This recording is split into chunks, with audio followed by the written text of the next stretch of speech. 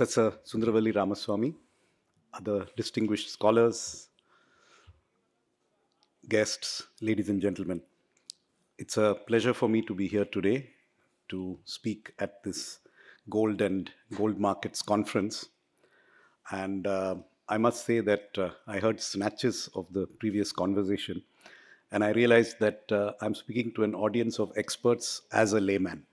So you should forgive me if the level and tone of my remarks are far below what the rest of the day is going to be like for you. But I speak to you in the capacity of a layman wearing a gold ring who is also in charge of some economic policy making. So once again, I'm very happy to be here and happy to see that you are deliberating on what I consider to be a commodity which is important to India's economy and to the world economy as well. Gold is in one sense a commodity, but it is a very special commodity which is accepted across the world as valuable and even to some extent as a substitute for money. And it has been so accepted from time immemorial. So what is so special about gold? First is its unique chemical properties. It doesn't rust, it doesn't tarnish, it doesn't decay. So if you had a gold ring, if I had inherited this ring from somebody 1,000 years ago, it probably would look exactly the same. It wouldn't have changed. Secondly, it does not get eaten or consumed, unlike, say, grains. Since gold can be recycled indefinitely, almost all new production adds to permanent supply, with only a small fraction that is lost through technological and industrial processes.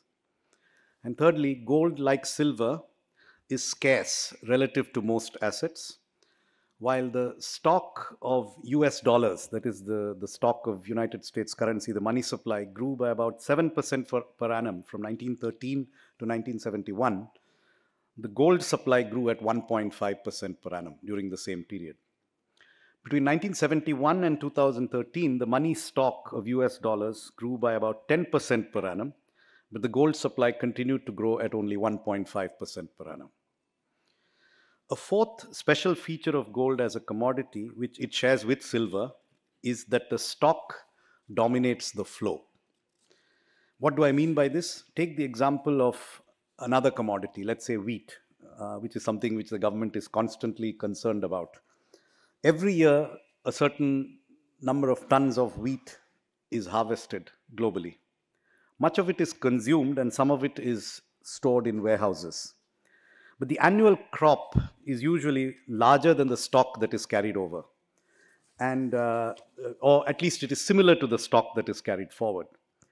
But in gold and silver, the accumulated stock is far, far larger than the annual production of either gold or silver. And most of what is produced does not get destroyed or consumed. In gold and silver, the stock is something like 60 to 70 times the annual production.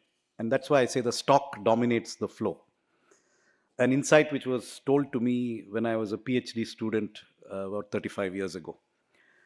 This universal acceptability of gold, the universal acceptability of gold in all societies, in all epochs, stems from these special characteristics.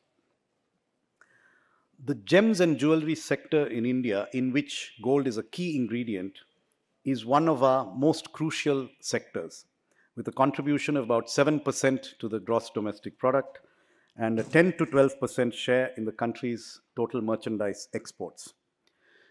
Gold and jewelry are also one of the leading sectors in employment generation in India, employing approximately 5 million skilled and semi-skilled workers. India is also, as all of you I'm sure know, the world's second largest consumer of gold. In India, as in other countries, gold serves a dual purpose as a consumption good in the form of jewelry and as an avenue for investment. The middle class in India is the primary gold consumer. A survey conducted by the host of this conference, the India Gold Policy Center in the IIM Ahmedabad, concluded in 2020 that about 51% of gold demand stemmed from consumers with incomes between 2 lakh rupees and 10 lakh rupees per annum. The share for those with incomes Above 10 lakh rupees was just 19%. So 50% of the demand comes from people whose incomes are rupees 2 lakh to 10 lakh per annum. That is definitely not the rich. The share, on the other hand, customers with an income below 2 lakh rupees were responsible for 30% of gold demand in India. The share of the middle class with an annual household income of between 5 and 30 lakhs in the total population is expected to double by 2047. So if gold demand primarily stems from the middle class, and if the middle class is going to become a much higher share of India's population, then I think it is easy to conclude that demand for gold in India is likely to increase over the next quarter of a century. The demand for gold in India is met largely by imports, and as per the World Gold Council, more than 85% of India's gold supply is sourced from bullion imports. Since most of the gold consumed in India is imported, the increase in demand for gold from India leads to an increase in imports and therefore widens India's current account deficit. Thus, on the one hand, we have the abiding popularity of gold with Indians, and on the other, the constant refrain that gold imports are straining the balance of payments. I hear both of these all the time in the finance ministry. The popularity of gold in India in the middle class is deeply rooted in traditions, social customs, and religious beliefs. There are those, I'm not one of them, who feel that these customs and traditions are somehow economically irrational and should be curbed in the interest of cutting down on gold imports. So this is one of those, typical Indian irrationalities, which is harmful to the economy, and we have to acquire a scientific temper and get out of these, sort of anachronistic social practices. I personally disagree. I think that the Indian cultural preference for gold is rooted deeply in a long societal memory of history. Once that history is taken into account, it is in fact very rational, I would argue. Let us consider the position of a person who lives in a society where invasions are commonplace or civil unrest is commonplace. If you're displaced by war, what asset can you take which is concentrated as a store of value, highly portable, and accepted by all kings of different lands? The answer would be gold or precious stones. But precious stones are difficult to appraise and value, whereas gold can be directly valued in proportion to its weight. Whether you live under the territory of Aurangzeb or Shivaji, whether you live under the territory of King George or Napoleon, gold would hold its value and would be accepted. It didn't need the fiat of any ruler to be accepted anywhere. Also, historically, gold acts as a hedge against inflation and against debasement of the currency by monarchs and governments. And debasement of the currency is not a relic of the past. It is something that continues in the future. Quantitative easing is nothing but a calibrated debasement of the currency. I mean, we all talk about quantitative easing. That is what central banks do when they do quantitative easing. So even in the last 4 decades, the average annual return of 10% in rupee terms on the price of gold has outpaced Indian consumer price inflation, which stands at 7.3% over the same period. Similarly, the seemingly irrational preference for gold among Indian women is also extremely rational. What asset could a woman hold directly herself, independently of her husband or in-laws, which would be valuable, portable, inflation-proof, and easily exchangeable? The answer is gold. Even in the customary law, the Stridhan in the form of gold mainly was something that did not belong to the husband. Hence, the preference for gold among Indian women was, and I dare say still is, very rational. Indeed, I would say that the assumption that gold is somehow a barbarous relic, as John Maynard Keynes described it in a particular context, is based on a limited historical memory and an assumption that peace, stability, and economic prosperity is omnipresent, which it is not. The moment there is instability, war, or civil unrest, the value of gold becomes obvious. And I'm not speaking only about individuals. In peaceful times, currencies issued by kings or presidents or central bank governors seem very good. But after the Ukraine war, we saw that Russia was unable to use its foreign currency reserves denominated in foreign currencies because they were subject to sanctions based on the actions of governments.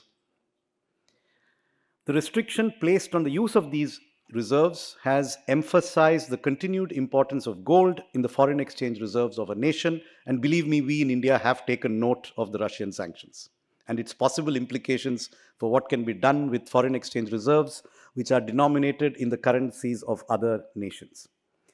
In Russia, China, Japan, and India, the proportion of gold in the foreign exchange reserves has increased in recent years. Will the preference for gold continue in the years to come? It is difficult to say. It remains a safe haven, and the cultural reasons that I have already mentioned remain salient. Indeed, there has been considerable investment in gold ETFs in recent years, despite the existence of sovereign gold bonds. In fact, that I find slightly irrational, that somebody would invest in a gold ETF which carries no interest over a sovereign gold bond which carries interest. And I don't understand why that is the case. So that's one irrationality or possible irrationality that I don't personally follow. But in spite of the existence of sovereign gold bonds, Indian investment in gold ETFs has been rising.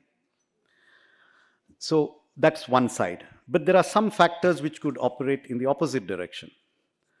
For the younger population, gold will have to compete with other high-value consumer products such as electronics, mobile phones, gaming, and so on, all of which are preferences of the younger population. Another factor is our savings rate.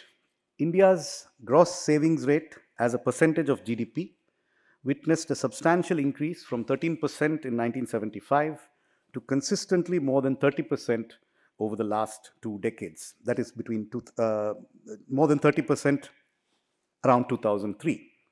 However, over the last decade, there has been a decline in savings and a rise in consumption.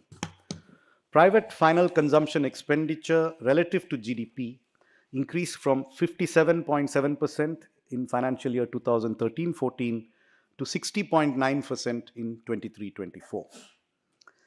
This change in the savings rate may impact the channeling of part of those savings into gold.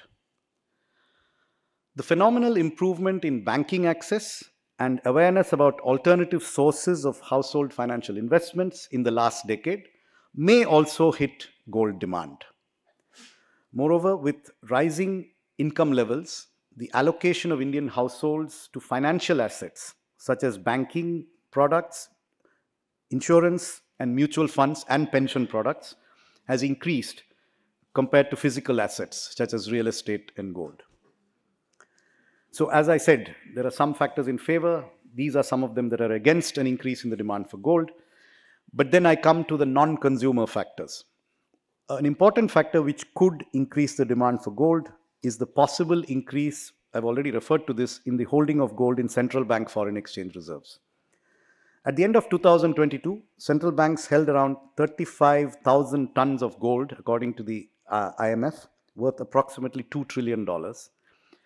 This means that gold accounted for approximately 16% of global foreign exchange reserves, with only the US dollar and the euro holding greater shares.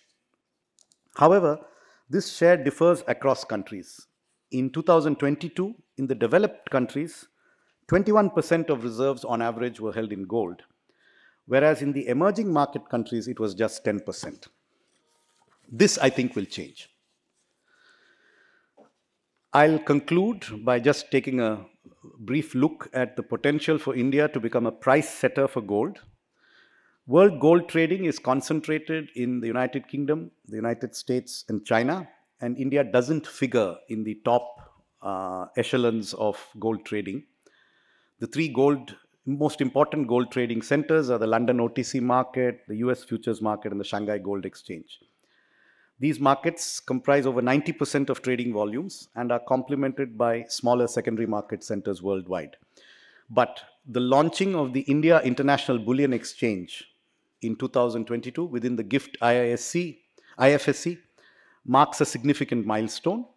And it is my hope that the efforts of the Government of India, agencies like the one hosting this conference, and people like you will mean that we will see a shift of market volumes into India.